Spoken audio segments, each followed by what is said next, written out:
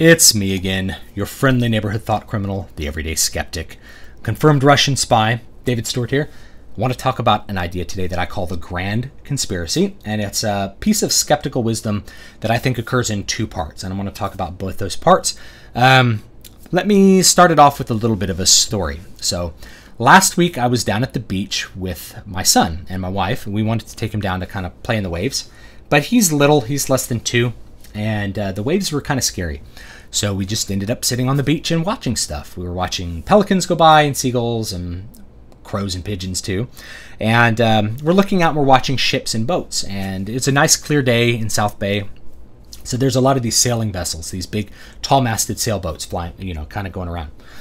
And I'm watching one of them as it sails away from shore. And as it sails away from shore, I'm watching the mast and the sail of the ship dip lower and lower and lower. So it looks like it's sinking into the water. And I happen to have binoculars. I get my binoculars out and I look, and I see this clear line of blue ocean, and then I see this mast that's just going straight into the ocean. No ship, no body to be seen, just a mast and sails going into the water. Was the ship sinking? The answer is no. The ship was sailing over the horizon, and this is one of the ways that the ancients knew that the earth was in fact round and not flat, is that they observed their own ships going over the horizon. And this is something you can do yourself, and this is something you can actually do with your kids to talk to them about how ancient people figured out all this cool stuff about the nature of reality. Now, what does this have to do with the Grand Conspiracy? Well, there's a thing kind of floating around on the internet. It's actually way older than the internet and goes back to the 19th century as a semi-religious thing, which is this flat earth idea. This idea that the earth is in fact not round, that's a colossal conspiracy. It's a big lie, and that the earth is actually flat. So what is the skeptical piece of wisdom with what I call the Grand Conspiracy? And it is, the grander the conspiracy, the less likely it is to be true. It's just a piece of wisdom.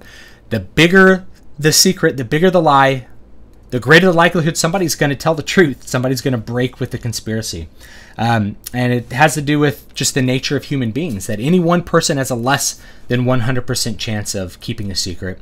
So the more people you add to the secret, the more likely it is that somebody in that group is going to end up telling the truth and sort of breaking apart the whole thing. The juicier the secret, the more likely people are to share it. The bigger the advantage from sharing the secret, the more likely people are to share the secret. And the bigger social benefit they get from sharing the secret, the more likely they are to share the secret. And it's the same for conspiracies of all kinds. If you have a bunch of people colluding to control prices, for instance, you and one person can decide that you're going to charge the same amount for some product. But as you add more and more people into that decision, the advantages of breaking ranks get higher and higher and higher, which makes it almost inevitable that somebody's going to break away from that sort of oligopoly price control scenario to offer a lower price. That's a good example in the market. And this it's just the nature of how people work. So the grander the conspiracy, the more likely it is to be false, to not exist. That's just a big piece of wisdom before you evaluate any actual evidence. And the flat earth is a great example because it is probably the grandest conspiracy that I can really think of, is the idea that there's a conspiracy that the earth is round and we're covering up the flatness of the earth. Now, if you just think for a second, how many people have to be in on that conspiracy to maintain it? It would be, just off the top of your head, you have to think of NASA. And everything NASA has ever produced as far as images and video has to be a lie. If you go look at that live camera feed from the International Space Station that's up all the time, that has to be fake, right? That has to be like computer generated or something. All the photographs from back in the day, those have to be fake. There was no moon landing. The moon landing would have to have been a hoax. The entire space program would have to have been a hoax. There has to be no Sputnik. The entire Russian space administration has to be lying. The European Space Administration. The entire telecommunications industry, because there's no satellites without around Earth, they have to be lying. The entire airline industry has to be lying because you have pilots that consistently say, oh yeah, I see the curvature of the earth out my jet when I'm flying at 40,000 feet. It'd have to be the entire defense industry, which operates satellites and space, spy planes and things like Star Wars. They can't operate under the assumption that the earth is round when it is in fact flat, and they have to mount a good defense against another country. So they're in on the conspiracy too.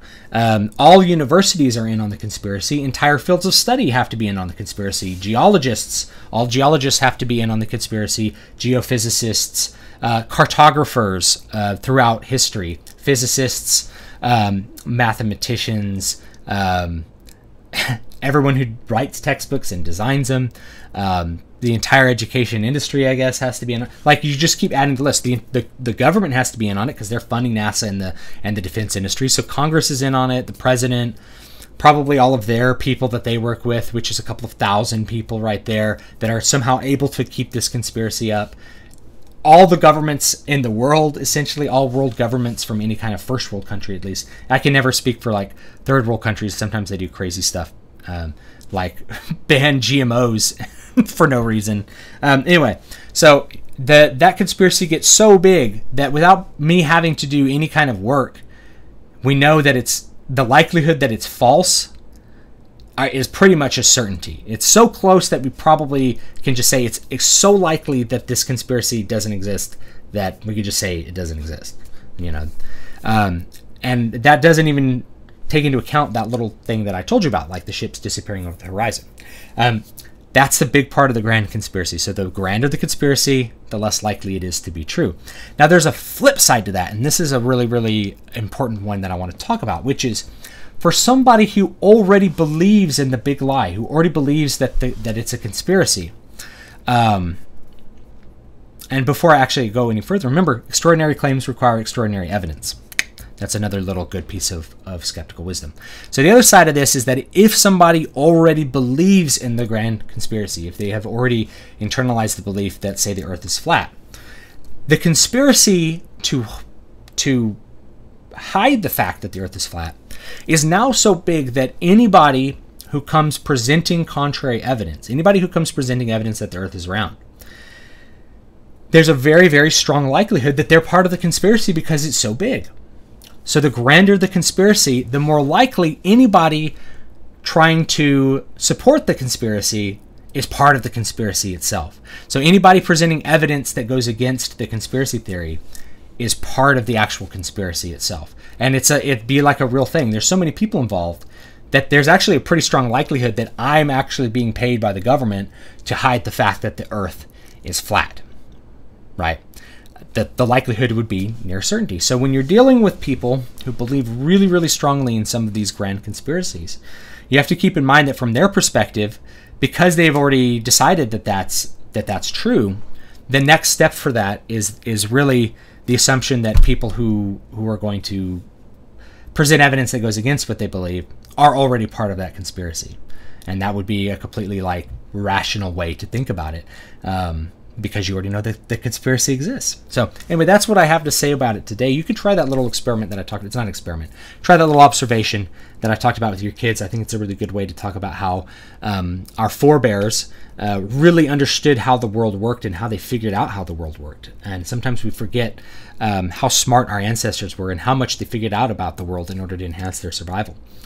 So you guys have a great day. Don't forget to like, comment, and subscribe. All my links are down below for my books if you want to support me by buying one. I do have one that is on pre-order right now called The Water of Awakening. It is a full-blown fantasy novel. It has nothing to do with the real world. It is complete fantasy. So if you're into that, please give it a look and consider pre-ordering it for 99 cents. I always do appreciate it. And I hope you guys will have a great, great day.